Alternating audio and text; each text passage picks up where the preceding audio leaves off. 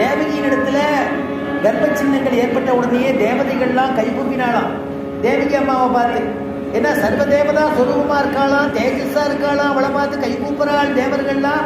அப்படிப்பட்ட குழந்தையை சுமக்கிறலாம். சாதாரணமாகவே கர்ப்பவதியா இருந்தா அவள் அழகா இருப்பா, குழந்தையை சுமக்கிறதுனாலே. அப்போ அந்த கிருஷ்ணனையே சுமக்கணுமானா அவள் எவ்வளவு அழகா இருப்பா இல்லையா? அப்படி அழகா இருப்பாளாம். அந்த அழக தேவதைகள்லாம் கைகூப்புறாளாம், கிருஷ்ணன் உள்ள இருக்கானேன்னு. அப்படிப்பட்ட அந்த குழந்தை அவளை பார்த்து கைகூப்பினா. தமத்புதம் பாலகம் அம்புஜேக்ஷணம்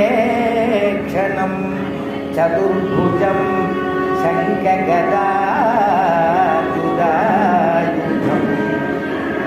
தமத்புதம் பாலகம் அம்புஜேக்ஷணோ சதுர்புஜம் சங்ககதாயுதம். ஸ்ரீவத்ஸலக்ஷ்மம் கலசோபி கௌஸ்துபம் பீதாம்பரம் சாந்திர பதோதசௌபகம் மகார்கவைண்டூர்ய கிரீட குண்டலத்விஷா பரிஷ்வக்த சகஸ்ர குண்டலம் உத்தாமகாஞ்சங்கத கங்கணாதிபிஹி விரோஜமானோ வசுதேவ ஐக்ஷத வசுதேவ ஐக்ஷத வசுதேவ ஐக்ஷத வசுதேவ ஐக்ஷத. அற்புதமான குழந்தை எப்படி இருந்துதான்? தமத்புதம் அற்புதம், பாலகம் அற்புதம், தம் அற்புதம் சொல்லும்படியா இருந்துதான். சதுர்புஜம் சங்கு சக்கராத்தியாயுதங்கள், ஆச்சரியமான கிரீட்டம். அப்படி சேவை கொடுத்தானா தேவகிக்கும் வசுதேவருக்கும்.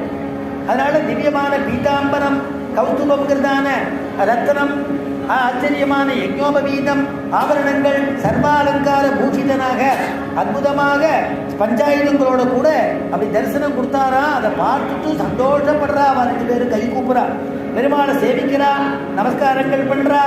உடனே பிரார்த்திச்சுக்கிறாளாம். உபசம்ஹர விஸ்வாத்மன்னே, நான் பிரார்த்திச்சுக்கிறேன், சாமானிய குழந்தை போல நீ ஆகணும்னு கேட்டுட்டாளாம்.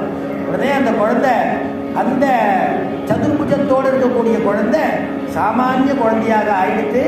2 புஜத்தோடு அந்த குழந்தை அப்படி தோன்றித்தான். அதனால அந்த குழந்தைய பார்த்து அற்புதமாக பாடுறா, இவ்வளவு அழகான குழந்தையா இருக்கே, இப்படி ஒரு குழந்தை நமக்கு இப்படி பிறந்திருக்கே, என்ன பாக்கியம் பண்ணமோன்னு. ஏன்னா திருமழிசை ஆழ்வார் திருக்குடந்தைங்கிற திவ்ய தேசத்துக்கு எடுத்துள்ளார். கும்பகோணம்னு இப்போ சொல்கிறோம், திருக்குடந்தைன்னு பேர். அந்த 6ஆவதனை பார்த்து அழகாக அப்படி கிடந்துட்டு இருக்கக்கூடிய பெருமாளை பாடுற. நடந்த கால்கள் நொந்தவோ நடுங்க ஞானம் வேலமா, நடந்த கால்கள் நொந்தவோ நடுங்க ஞானம் வேலமா,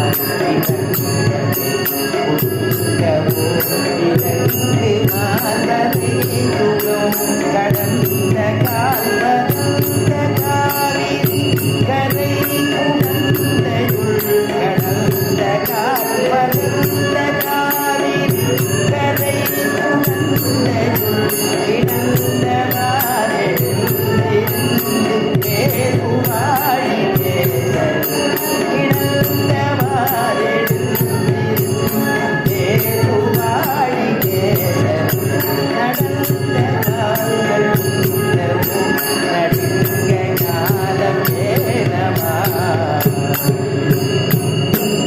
நடந்த கால்கள் நொந்தவோ திருமழிசை ஆழ்வார் 6ஆவது ஆழ்வானை பார்த்து கேட்கிறார். அப்பா, நீ ராமாவதாரத்தில் தண்டகாரண்ய பரியந்தம் நடந்து போனியே, அந்த கால் வலி தீரும்படியா இங்கே சேமிச்சுட்டு இருக்கியா?